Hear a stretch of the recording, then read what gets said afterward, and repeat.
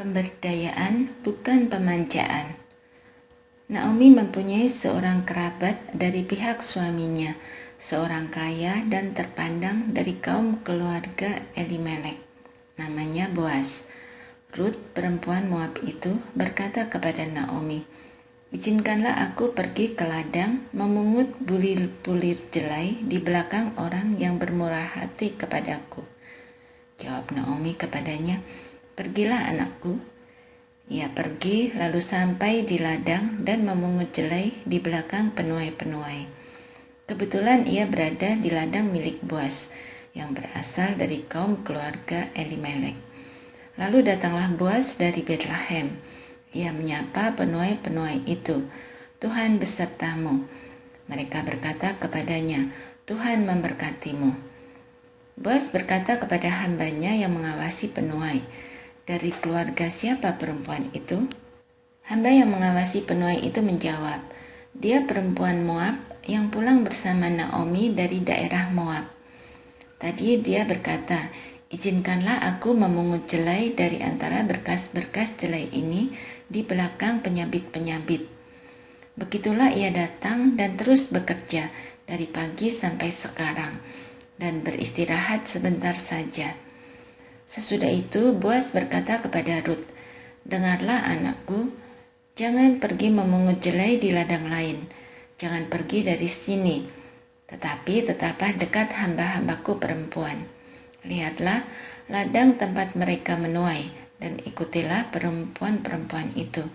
Aku telah memperingatkan hamba-hambaku lelaki supaya jangan mengganggumu.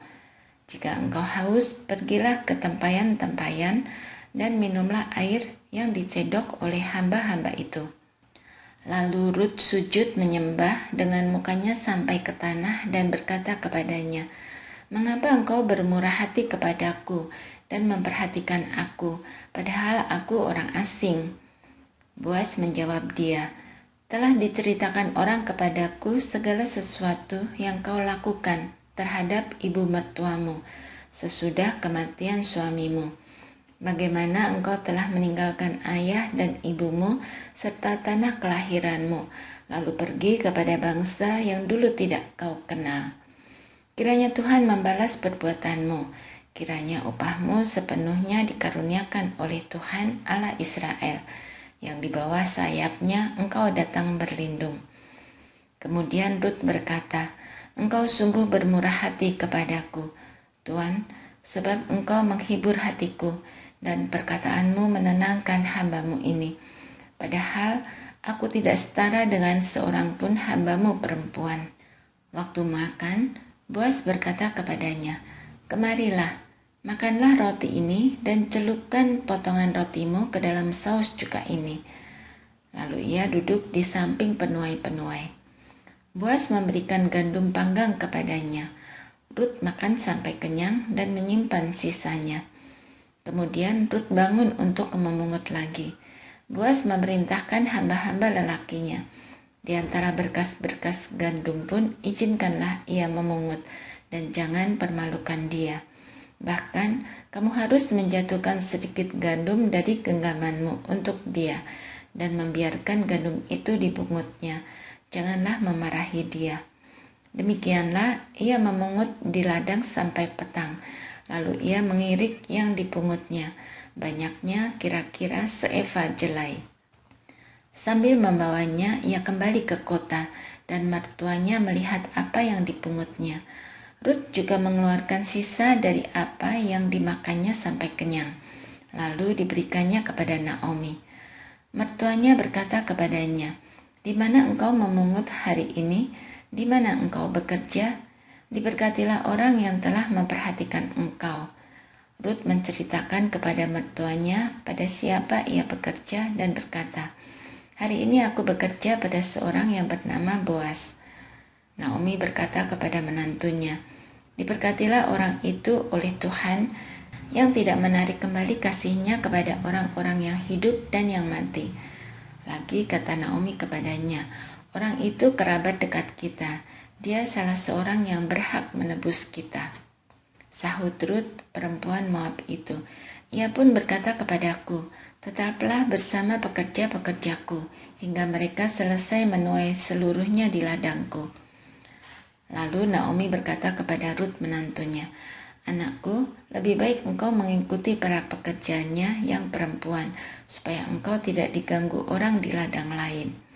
Demikianlah Rut tetap bersama para pekerja perempuan Boas untuk memungut sampai musim menuai jelai dan gandum berakhir.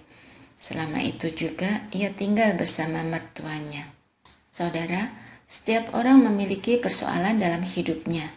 Sebagai orang percaya, kita meyakini bahwa Allah tidak pernah dan tidak akan meninggalkan kita berjalan sendirian. Allah tidak hanya mencipta, tetapi juga memelihara kehidupan kita. Pemeliharaan Allah dirasakan oleh Rut dan Naomi dalam kisah yang kita renungkan sepanjang minggu ini.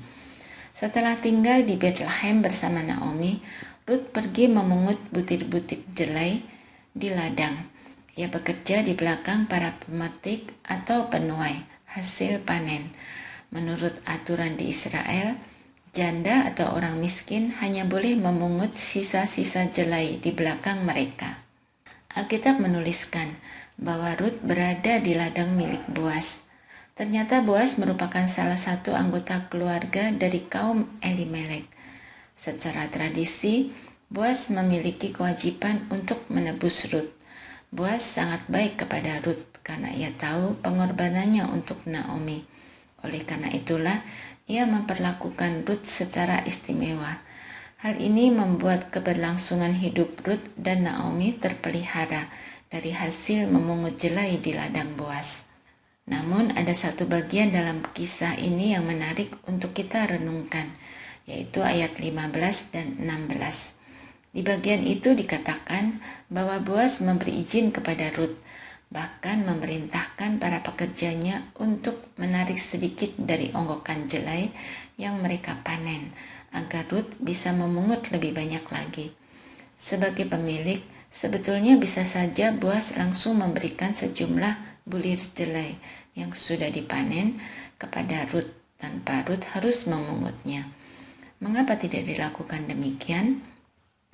Jika kita mencoba melihatnya dengan kacamata kita saat ini, mungkin saja Boas sengaja melakukan itu agar tidak memanjakan Rut.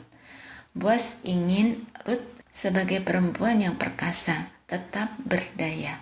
Kita bisa melihat bagaimana Rut adalah sosok yang amat gigih dalam bekerja. Di ayat 7, para pekerja menyaksikan bagaimana Rut bekerja dari pagi hingga menjelang makan siang tanpa henti. Jelas ini adalah sikap dari seorang perempuan yang berdaya. Boas tidak ingin merusak kegigihan Rut dengan memberikan sesuatu secara cuma-cuma. Hal yang sama kerap kali Allah lakukan kepada kita. Dengan segala kuasanya, Allah bisa saja meniadakan seluruh permasalahan hidup kita. Tetapi bukan itu yang Allah lakukan. Allah ingin kita berdaya, menjadi lebih kuat. Ia adalah Allah yang memberdayakan, bukan memanjakan anak-anaknya. Diskusikan. 1. Apa satu hal yang saudara pelajari dari Rut? 2. Menurut saudara, apa dampak buruk dari memanjakan anak misalnya? 3. Apa yang membuat orang tua kerap kali memanjakan anaknya atau kerabatnya secara berlebihan?